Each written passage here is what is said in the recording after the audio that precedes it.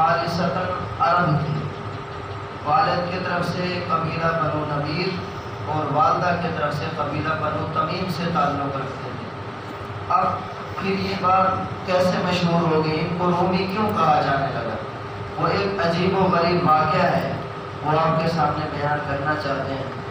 وہ یہ ہے کہ ایران کی جانب سے ان کے والد جو تھے حضرت صہیب رضی اللہ تعالیٰ عنہ کے، وہ ابلا ایک جگہ ہے، اس کے وہ گورنر تھے، اور اللہ تبارک و تعالیٰ نے بچپن ہی سے حضرت صہیب رضی اللہ تعالیٰ عنہ کو ذہانت و فطانت سے نوازا تھا۔ اظہر اللون، چہرے کا رنگ سرخ تھا، چمکدار تھا، اور جو بال تھے احمر، ان کا رنگ سرخ تھا، اور چہرے کا رنگ بالکل اظہر اللون، سفید سرخی میں، اور بال جو تھے وہ سرخ تھے۔ اب یہ حضرت صہیب رضی اللہ تعالیٰ عنہ کے جتنے بھی بھائی تھے، سب سے زیادہ پیارے والد کو حضرت صہیب رضی اللہ تعالیٰ عنہ تھے۔ اگر کبھی ان کے والد اس بادشاہی امور کی وجہ سے اگر پریشان ہوتے تو حضرت صہیب رضی اللہ تعالیٰ عنہ والد کے سامنے ایسی گفتگو کرتے تھے کہ والد کا دل خوش ہو جاتا تھا، اور ہر قسم کی پریشانی غم وہ دور ہو جایا کرتی تھی۔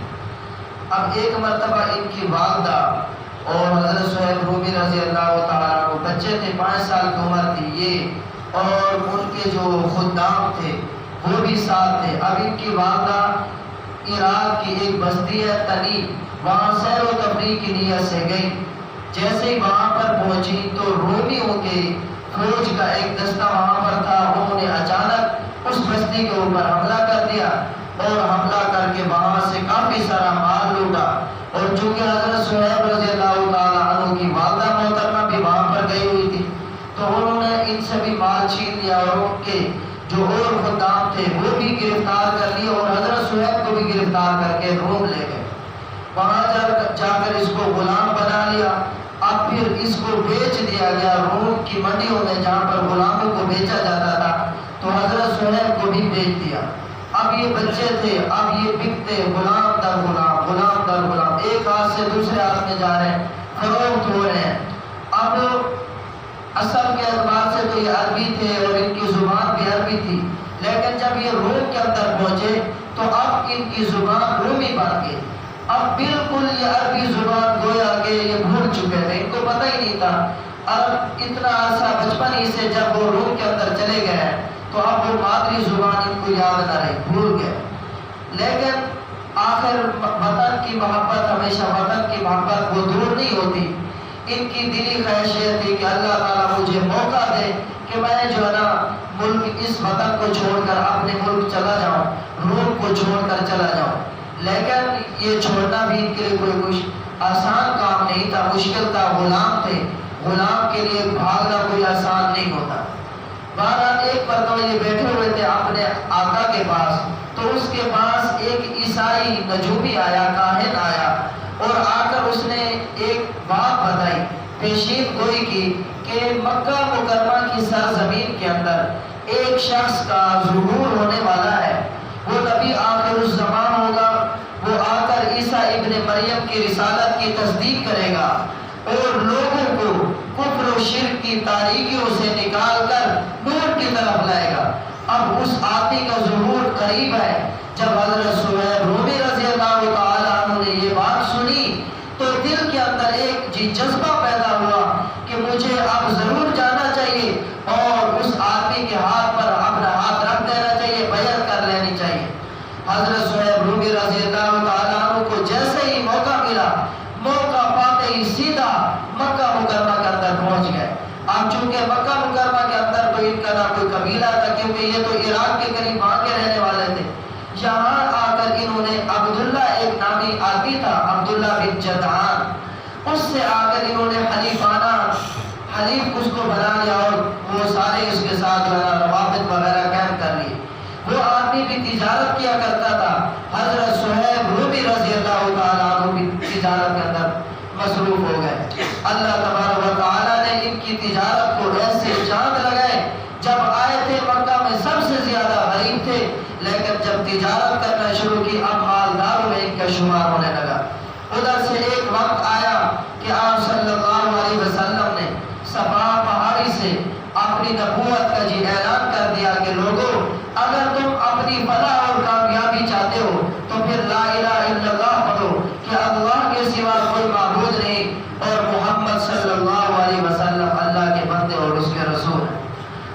نے یہ اعلان کر دیا۔ اب یہ بات حضرت صہیب رومی رضی اللہ تعالیٰ عنہ کے جب کانوں کے اندر پڑی تو مزید جذبہ، اب وہ بات جی کاہن کی یاد آ گئی جب وہ غلام تھے اور اپنے آقا کے پاس تھے، اس وقت انہوں نے یہ سنی تھی، وہ وہی بات دل کے اندر آئی۔ فوراً اب جی پوچھتے حضور صلی اللہ علیہ وسلم کہاں ہیں؟ بتایا گیا کہ حضور صلی اللہ علیہ وسلم ارقم ابن ارقم کے گھر کے اندر ہے۔ آپ صلی اللہ علیہ وسلم نے اپنی دعوت کا آغاز وہیں سے کیا، جو بھی مسلمان ہو جاتا تھا وہ حضرت ارقم کے گھر کے اندر آ جاتا، وہیں آپ صلی اللہ علیہ وسلم احکام دین ان کو سکھایا کرتے تھے۔ تو یہ جب وہاں پہ پہنچے ہیں تو وہاں دیکھا کہ حضرت عمار بن یاسر رضی اللہ تعالیٰ عنہ دروازے کے اوپر کھڑے ہوئے ہیں۔ یہ حضرت عمار بن یاسر جو تھے یہ حضرت صہیب رومی رضی اللہ تعالیٰ عنہ کے مخلص دوست تھے، ایک پکے سچے دوست تھے۔ اب وہ جا کر پہلے تو تردد اور تذبذب کرتے رہے، کیونکہ پتہ تھا کہ جو لوگ حضرت حضور صلی اللہ علیہ وسلم کے ہاتھ پر مسلمان ہو جاتے، قریش ان کو بہت زیادہ ایذائیں اور تکلیفیں دیا کرتے تھے۔ اب شروع میں تو تذبذب کیا، لیکن پھر آخر پوچھ ہی لیا۔ حضرت عمار نے پوچھا اے صہیب کس ارادے سے آئے ہو؟ تو کہا کہ میرا ارادہ تو یہی ہے کہ حضور صلی اللہ علیہ وسلم کے ہاتھ کے اندر اپنا ہاتھ دینا چاہتا ہوں اور اسلام کو قبول کرنا چاہتا ہوں۔ حضرت عمار بن یاسر نے کہا اے صہیب میرا بھی یہی ارادہ ہے۔ تو کہا کہ پھر ٹھہرنے کی کیا ضرورت ہے، آج وہ اکٹھے چلتے ہیں۔ حضرت صہیب رضی اللہ تعالیٰ عنہ حضرت عمار کو بھی ساتھ لیا، دونوں بارگاہ رسالت کے اندر پہنچ گئے اور دونوں دو زانو ہو کر آپ صلی اللہ علیہ وسلم کے سامنے بیٹھ گئے۔ اے اللہ کے رسول صلی اللہ علیہ وسلم ہمیں کلمہ پڑھا کر اسلام کے اندر داخل فرما دیجیے۔ آپ صلی اللہ علیہ وسلم نے کلمہ پڑھایا اور دونوں مشرف اسلام ہو گئے، اسلام کے اندر داخل ہو گئے۔ اب جی دعوت کا کام شروع کر دیا۔ طرح طرح کی مشرکین مکہ نے ایذائیں دی، بہت زیادہ ستایا۔ سب سے پہلے اسلام لانے والوں میں یہ ان کا شمار ہوتا ہے حضرت صہیب رضی اللہ تعالیٰ عنہ، حضرت عمار بن یاسر رضی اللہ تعالیٰ عنہ، حضرت بلال رضی اللہ تعالیٰ عنہ، حضرت سمیہ رضی اللہ عنہ۔ ان کا شمار، ان کو بڑی بڑی ایذائیں دی گئی، طرح طرح کی ایذائیں، ایسی ایذائیں دی اگر وہ ایذائیں پہاڑ کی چوٹیوں پر بھی نازل کر دی جاتی تو شاید وہ بھی برداشت نہ کر سکتے۔ آپ کو معلوم ہوگا حضرت بلال رضی اللہ تعالیٰ عنہ کو مکہ کی تپتی ہوئی ریت کے اوپر لٹا دیا جاتا تھا، انگاروں کے اوپر لٹا دیا جاتا تھا، پتھر مارے جا رہے، سینے کے اوپر پتھر رکھ دیے جاتے تھے۔ اے بلال احد احد کہنا چھوڑ دو یا پھر اسی حالت کے اندر تڑپ تڑپ کر مر جاؤ۔ لیکن حضرت بلال رضی اللہ تعالیٰ عنہ نے کبھی بھی احد احد کہنا نہ چھوڑا۔ تو یہ پکے سچے مسلمان تھے، حضرت صہیب رضی اللہ تعالیٰ عنہ، حضرت بلال، حضرت سمیہ، یہ سارے کے سارے مسلمان۔ اب حضرت صہیب کی خواہش یہ تھی کہ میں بھی حضور صلی اللہ علیہ وسلم کے ساتھ ہی ہجرت کر کے اور حضرت ابوبکر کے ساتھ ہجرت کر کے مکہ مکرمہ سے مدینہ منورہ جاؤں۔ لیکن کافر ہر وقت جی تاڑ کے اندر رہتے تھے۔ ان کو جب پتہ چلا تو انہوں نے کہا کہ صہیب ہم آپ کے اس ارادہ کو پورا نہیں ہونے دیں گے۔ بہرحال کوشش یہی رہی، لیکن انہوں نے یہ ارادہ پورے نہ ہونے دیا۔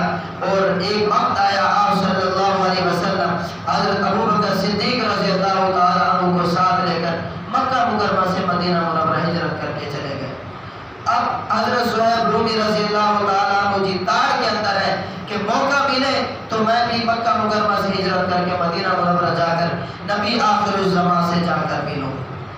اب جی مشرکین یہ چاہتے تھے کہ ہم نہ جانے دیں۔ ایک مرتبہ اس کے اوپر نگران مقرر کر دیا، حضرت صہیب رومی رضی اللہ تعالیٰ عنہ کے اوپر نگران، ایک نہیں کافی سارے نگران تھے۔ ایک مرتبہ رات کا وقت آیا، انہوں نے یہ باور کرانا چاہا، کبھی ادھر جاتے ہیں پخانہ کے ارادہ سے، پھر واپس آ جاتے ہیں، پھر جاتے ہیں، پھر واپس آ جاتے ہیں۔ وہ یہ سمجھنے لگے کہ شاید ان کو دست کی شکایت ہو گئی ہے، تو کہنے لگے کہ دیکھو صہیب کو لات اور عزا نے تکلیف پہنچائی ہے، یہ لات اور عزا کی برائیاں کرتے ہیں، آج دیکھو لات اور عزا نے صہیب کو تکلیف کے اندر، بیماری کے اندر مبتلا کر دیا۔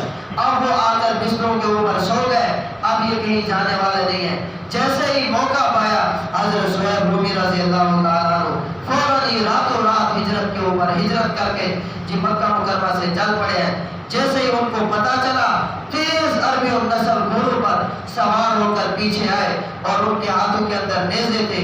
جب حضرت سہیب رومی رضی اللہ تعالیٰ عنہ کو پتہ چلا کہ لوگ میرا پیچھا کر رہے ہیں اور میرے قریب آ گئے ہیں، تو یہ ایک بلند ٹیلے کے اوپر چڑھ گئے اور جو کچھ ترکش ان کے پاس تھے وہ سارے کے سارے ترکش سے وہ تیر نکالے، ترکش سے تیر نکال کر اپنے سارے سامنے پر بکھیر دیے اور پھر کمان لے کر کھڑے ہو گئے اور کہا کہ تمہیں پتہ ہے کہ میں تم میں سے سب سے زیادہ تیر انداز ہوں، جتنے تیر میرے پاس موجود ہیں اتنے ہی تمہارے آقے جو ہے میں قتل کروں گا۔ ہاں جب یہ تیر ختم ہو جائیں گے پھر اپنی اس تلوار کے ذریعے سے تمہارا مقابلہ کروں گا، حتیٰ کہ مقابلہ کرتا رہوں گا جب تک اس تلوار کی مٹھی میرے ہاتھ میں باقی رہے گی نا، اس وقت تک تمہارا مقابلہ کرتا رہوں گا حتیٰ کہ شہید ہو جاؤں، میں تمہارا جو ہے نا مقابلہ نہیں چھوڑوں گا۔ تو کہنے لگے مشرکین